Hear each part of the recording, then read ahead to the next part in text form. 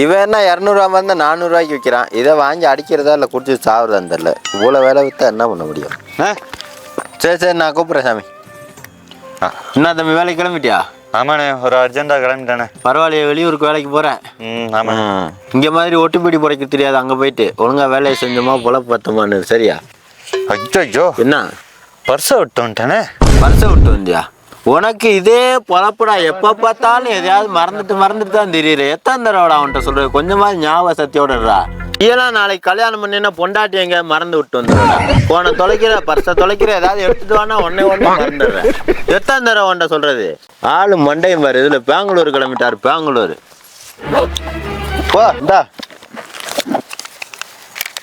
போ. ஆளை பாரு. 6 அடி வளர்ந்தாலும் அறிவு இருக்க மாட்டேது இவங்களுக்கெல்லாம். என்ன சாமி அரவிந்த் போய் கிளம்பிட்டான் போல?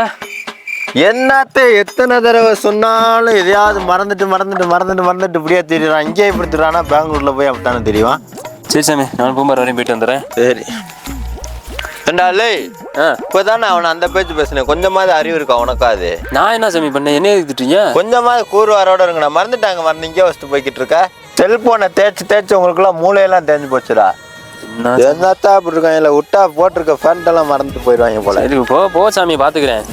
நீங்களாம் பொழைக்க போறீங்கன்னு தெரியல. சாமி வரட்டா?